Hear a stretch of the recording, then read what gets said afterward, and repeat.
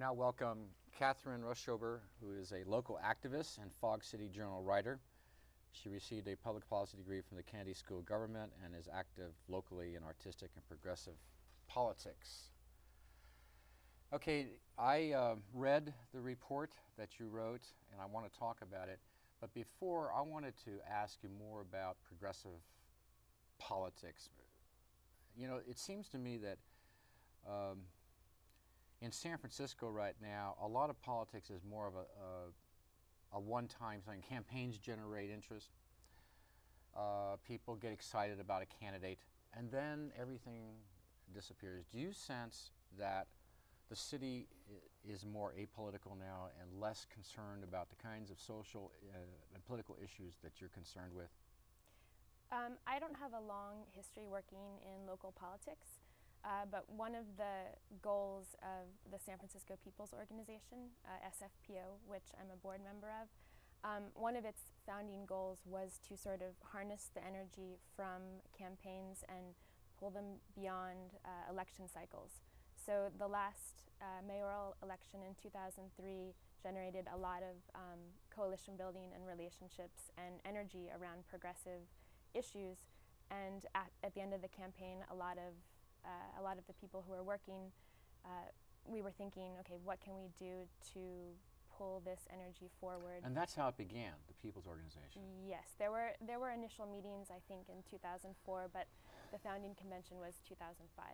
But now looking back on it, the huge groundswell for Matt Gonzalez at that time, people did think that this was an energy that could not be dissipated. Mm-hmm. My sense is that it's not just you, it's not just your situation, but others, even the Democratic Party, having problem keeping that momentum going after an election. Right. I think the convention that San Francisco People's Organization had in 2005 demonstrated that the energy and the momentum can be continued. I think we had about 800 people attending in June of 2005, which was quite a large attendance. That's a good turnout. Yeah. And this last one? It was considerably smaller, but it wasn't a founding convention, and we didn't intend it to be as large as the first.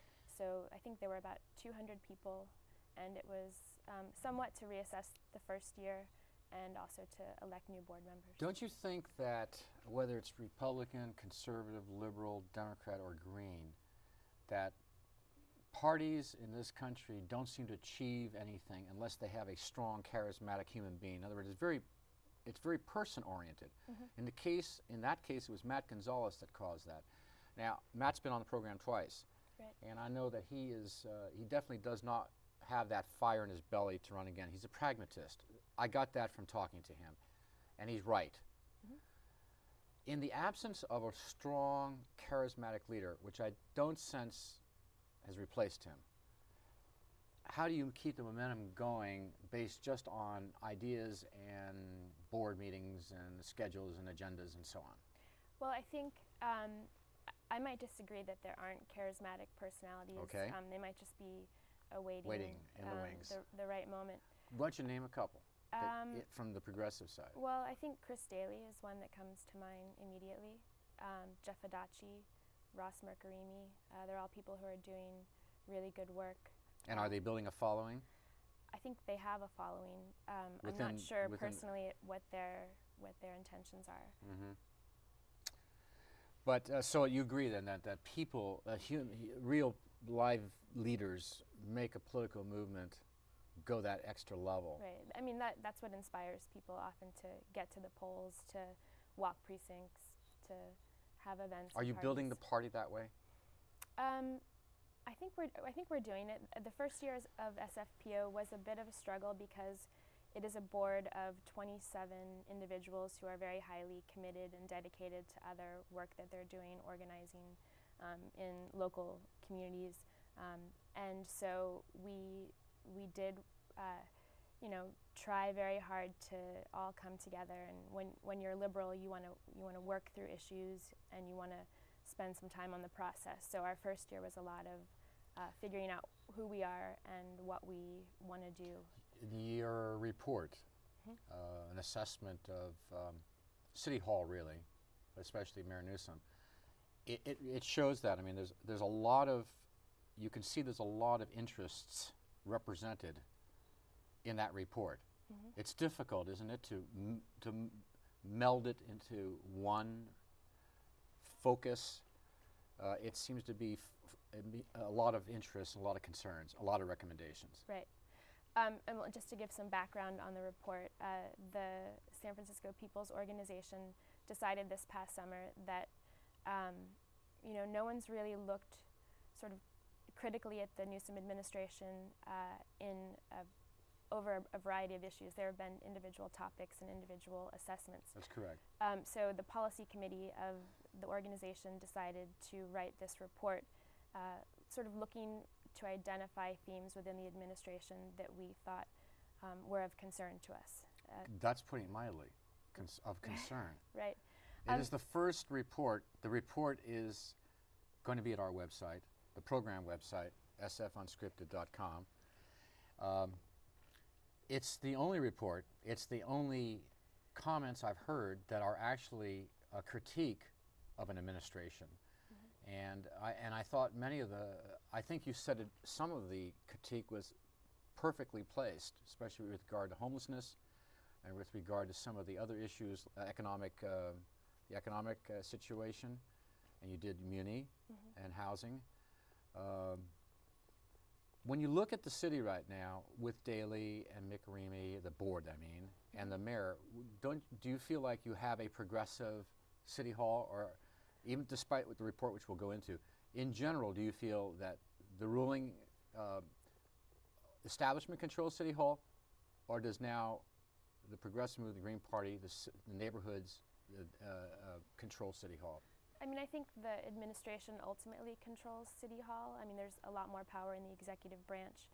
However, I think the Board of Supervisors is generally a progressive board, as the word is defined in the city, and the board seems to be setting the policy agenda more so than the mayor. Is that because the mayor is not setting an agenda? I'm not sure. But your report sort of hints at that. What's the subtitle of your report? The subtitle is State of the City, Style Over Substance. Style over substance, and that's a growing common critique of that administration. Right. Well, one of the themes that the report tries to address is the fact that this administration has a significant focus on PR and press releases. And sometimes there is a little bit less follow-through than we would hope. I think your report would say a lot less follow-through. I mean, you're not, being very kind to him. I mean, it's not my report. It's not your report, but right. it's your organization's report. And I see. So you may have a difference of opinion with the report. Right. So I'm not representing the report fully myself. Well, then I'll represent the report. Okay. The fact is that this report comes at a time when a recent poll, and the only poll in the last 6 months, from the Chamber of Commerce showed that 61% of people would vote again for Gavin Newsom, whereas we had been hearing about, and I've had people on the program here, political consultants, that he was in the 80% level, but no one's ever seen those polls, and were they tracking polls, were they loaded questions? But now we have a real poll, and it's only 2-3 points higher than Willie Brown was about the same time. In other words, there's been some erosion. And I think that the mayor's office must understand what you're talking about. And a lot can change in a year. A lot can change in a year. Yeah. And a lot unfolds in a year. I mean, you talk about crime, and I think that's one area that is very important to me, and your report goes into that. Right.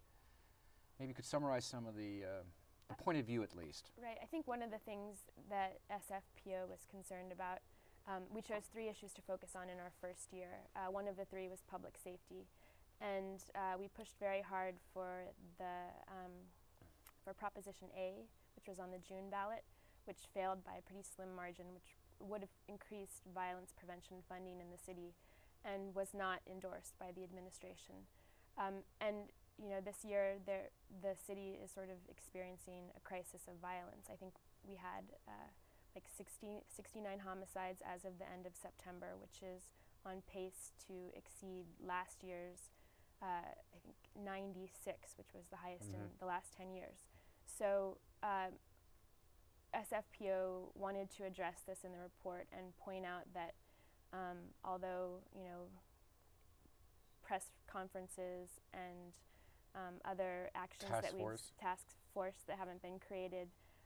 Actually, currently there's a supplemental appropriation introduced by the mayor pending before the Budget and Finance Committee, which would add $2.5 million to violence prevention efforts. That's what it's called, but about $1.5 million is for police overtime, which SFPO would say is putting the money in the wrong direction. I mean, it's very early in the fiscal year to be adding salary overtime money to the police department when, you know, the real solution would, in our opinion, would be to put that money into communities, into jobs for youth. Okay, let me youth. ask you this question.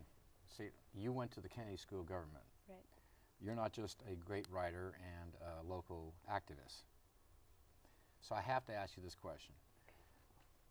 Almost $1 trillion has been spent on just these kinds of programs over the last 35 or 40 years. If anything, when I read your report, I saw so many programs that need to be either refunded or additional funding. I'm wondering, how do you personally, because you went and you've studied this at one of the top schools in the country, how do you personally confront the reality that the recommendations, I agree with you on the issue of what the problem is. Your recommendations, though, are more of the same that have not succeeded. How does that affect you personally when you know that because you've studied it? Personally, I think that just because, you know, a lot of money has been spent on programs often that don't have the outcomes that we hope, doesn't mean that it's the wrong direction to be looking. It just means that the programs need to be better managed. And as a policy and management student, my interest would be in improving the way that we distribute the money, the way that we measure outcomes. Do you think the people, for example, in the Baby Hunters Point, the parents, the people, the elderly that live there, would they say, if you could, and we only have a minute left, I knew this was going to happen, if you only had this amount of money, right now I want more police out there in cars, and I don't need more programs because I need, does that, in that way, does the Green Party or the People's Organization in some way at odds with the middle class and the people that actually live in the neighborhoods? I'm not sure that the people are saying that necessarily who are living in the impacted communities. You talk to them? I mean, your organization talks with them. We do have members of our board who live in the Bayview and who are active in the local community. I think they want a whole package. Yeah, a whole package. Okay. I'll ask our viewers to read the report. I found that your delineation of the problem is excellent on all 5 areas, muni, and so on. And we'll follow the progress of how it's accepted at City Hall. Great. Thank you. Catherine, thanks for being with us. Nice. And thank you for joining us. We'll see you next time. For program schedules, post-production notes, and free streaming video of select interviews, visit our website at www.sfunscripted.com.